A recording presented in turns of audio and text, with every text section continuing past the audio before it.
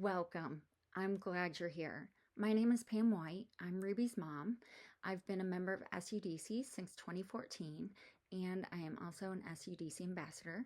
Today, I'm going to share with you how you can organize a family gathering with other SUDC families.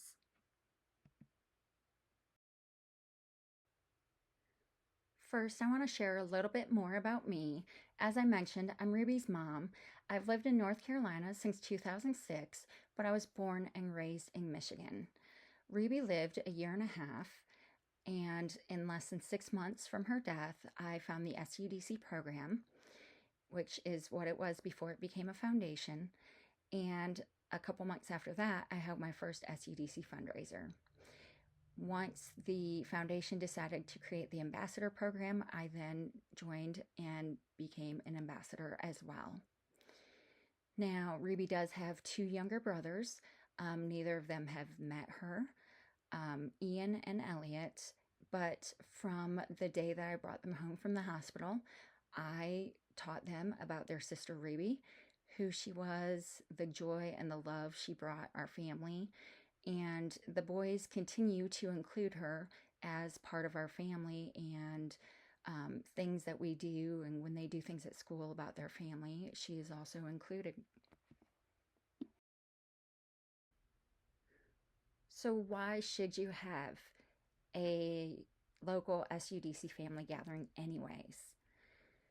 Now, I know a lot of us have connected through social media and through technology and things like that.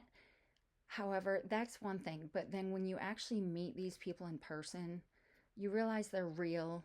They truly do actually understand this journey that you're traveling. And so it really makes it real that there truly is a person behind that technology and that social media that does understand. And so that just gives a deeper connection. And then you also have someone that you've met in person as another support through this journey. And so I love that quote that no one grieves alone. And I've hung on to that because that has been something to kind of keep me going, realizing I am truly not alone. And then when you meet those people in person, it's even more real that you're really not alone. I know for me, I've not been able to get to the big community retreat. So then this smaller local gathering allows me to still make those connections and realize that these people, beyond the social media and the technology are real and they do understand. And that has meant so much to me and has made a huge difference in carrying on. And, when times get tough, that there are people there that have my back.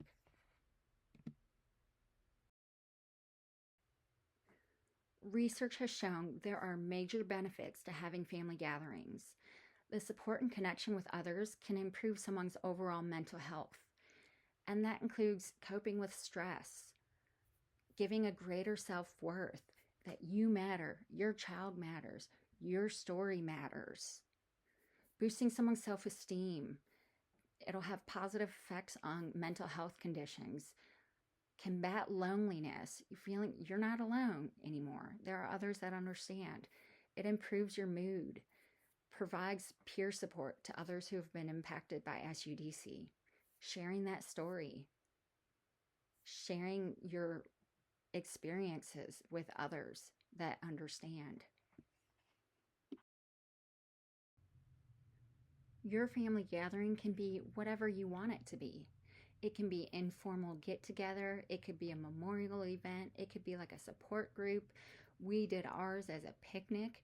So in 2022, Carson McLean, which is Frank's dad, and we organized the first annual Eastern North Carolina SUDC family picnic. And we held it in the town that I live in since it was more centrally located to the SUDC families in our state. And so we've done ours as a picnic. But yours can be whatever works for you and the families around you. Preparing for any kind of gathering can be overwhelming, but with SUDC, it doesn't have to be. First, you want to decide on what kind of gathering you want to have. Go ahead, contact the SUDC Foundation's Community Education and Outreach Coordinator. They can also help you to identify families that you may want to invite. I use the Mighty Network. I paid attention to the notifications that I would receive about new SUDC families, and I paid attention to that location of those families. So if they were local to me, I kind of jotted it down, and you can also search by area on the Mighty Network. And then I reached out through the Mighty Network and also on social media to connect with those families. After that, determine the details of the event you want to have. Maybe include those families that you want to invite and ask them about what they think. Decide where you want to have it, when you want to have it. Maybe make sure that it's centrally located to where you all live. And maybe that someone lives near that location. Consider who will be attending. Is it going to include kids? If you're going to have kids there, make sure you've got things for them to do.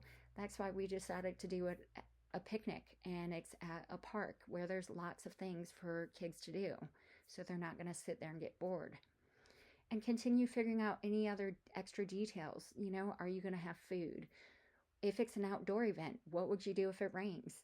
And I learned that from personal experience. Thankfully, I lived in town, so we were able, because it rained on the first picnic, and so we were able to relocate to my house.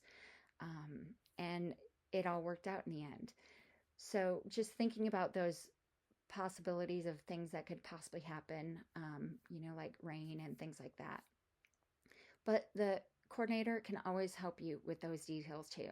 The other families you're inviting, I'm sure have ideas and would be willing to help out as well. So don't hesitate to ask for help.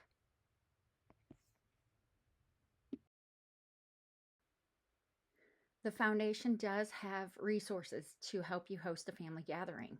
As I've mentioned about the outreach coordinator, to go ahead and get a hold of them, and they would be happy to help. But there's also at the SUDC website, if you log into your account and you see the resources listed as host a family gathering, which can be found on the ambassador resource page.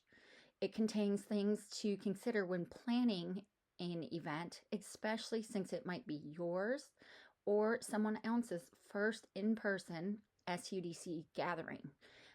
And that I wish I had originally, because it just gave some really good pointers of things to consider when putting together your event. Also, the foundation has financial assistance available to help cover some of the cost of your gathering. Just be sure to reach out to the foundation, and they can help you out with resources and all of the planning details of your event. Here are some tips and tricks that I have found helpful when organizing a family gathering. I'm a technology person, so I use Google Forms and Google Docs. Google Forms allowed me to send out surveys deciding on dates, RSVPing, dietary concerns, things like that. Google Docs allowed people to sign up for things, such as things that they were bringing to eat. And Google Docs allows multiple people to access and edit the document. Now, if you're not a technology person, don't panic. You don't have to use technology. But if you want to use Google Forms and Google Docs, you can always reach out to the community outreach coordinator. You can also search the web. There are tons of how-to videos on the web that would also include how to use these applications. I decided to use social media as well. I created a Facebook group for our annual picnic. It contains just the families for the picnic, so we have a way to communicate about our event, and including sharing pictures from the event. So if you have families that can't make it, they can also see what you guys did at the event. And speaking of pictures, take a group picture. That was important to me initially as well. I own an adjustable cell phone tripod, so I'm able to put my cell phone on and I use my voice activation to take photos. Now, a lot of cell phone tripods are super cheap. They're less than $20, and most of them have a remote that you can connect up with your phone. So then you can just click the remote to take a picture using your phone. And so then you are able to have everybody in the photo, which is awesome to have and a great memory for everyone. And of course, don't forget to send your photos to the foundation and the outreach coordinator, so then the foundation can share what you're doing on social media and other communications, because there's a lot of people that, you know, donate to the foundation. And so that gives them an opportunity to see who and what families the foundation is helping.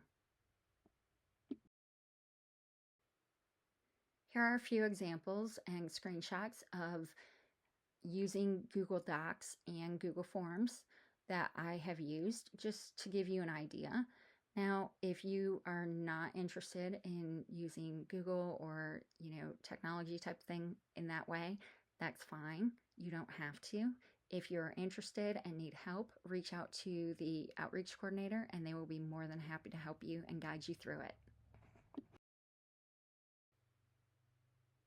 Here's just a screenshot of one way of using social media that I talked about, of building that Facebook group just for your event. And again, that was helpful. So if I needed to reach out to a family specifically, I could go into that group and click for that person rather than trying to hunt through Facebook or anything like that. It just made it quick and easy, and we were all right there and connected. My first experience with meeting other SUDC parents wasn't until 3 years after I lost Ruby in 2017, when I met Scarlett's parents, Stephanie and Ryan. And I unexpectedly met them, actually, because some extended family was having a fundraiser for SUDC, and we were in Pennsylvania. And so it was a huge relief to finally meet other parents that were SUDC parents, because then they truly understood what I was going through, and the whole idea of not having answers when your child dies. And so that's something that not all bereaved parents are going to understand. And so it was a huge relief for me to actually meet others that do understand that perspective of losing a child. And so gradually I did end up meeting more families as time went on. And then eventually Carson had mentioned about doing a local gathering, and it's something I've kind of thought about. So I jumped right on board when he mentioned it, because that allowed me to have somebody else to work with and to work through this with, especially since it was the first time. And that has allowed for me to get to know other families, SUDC families, even though I haven't been to the big community retreat. So now for me, it's a big thing that I look forward to planning and attending our local picnic each year, and reaching out and hopefully having more families come and join us. As of right now, we have 12 families, and some of them are as close as 40 minutes to me, and others are as far as 4 hours away. But nonetheless, we hope that at each picnic that we're able to connect more with others in person and support more families. Something that a friend of mine who is also a bereaved parent had told me years ago was that there's this connection between bereaved parents and SUDC parents that nobody else can understand. It's something that can never be broken, no matter how much time it's been since you've seen them or spoke to them or connected with them. There's always going to be this connection that person truly knows and truly understands what you go through. as a bereaved parent and as an SUDC parent, and that you are really not alone on this journey of trying to create that new normal. And that's something that it means more than words can express.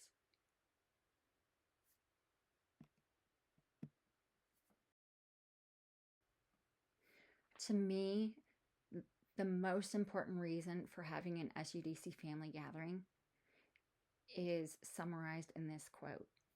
Tell the story of the mountain you climbed.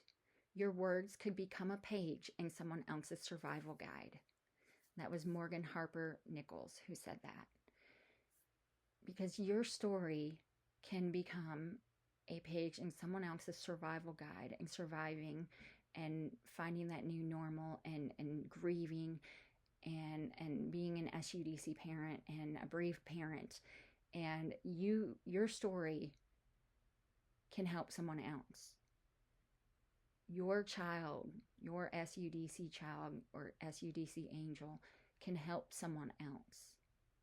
You can help them to understand that they're not alone, that there are people that understand, and there could be people that can give them some great advice or some great words of wisdom, I guess you could say, to help them through something that they are going through.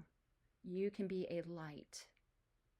You can be that sunshine for someone else, that beacon of hope for someone else.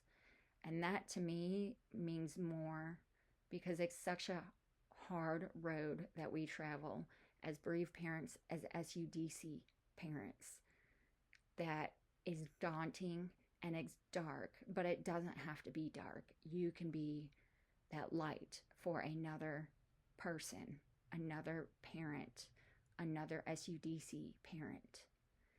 And so that could be life-saving.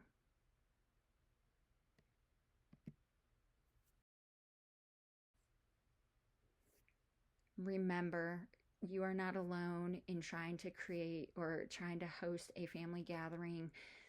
Reach out to the Community Education and Outreach Coordinator at info@sudc.org. They want to help. They want to support. They want these things to happen. And so they want to help you to make those things happen.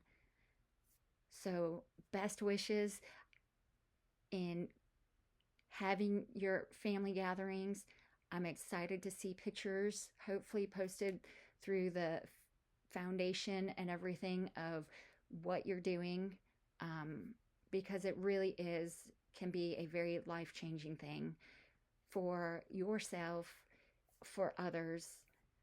You can be that light for someone in the darkness. So thank you for joining me and following along in my presentation. I hope it helps you. And nonetheless, be that hope, be that light for someone. Have a great day.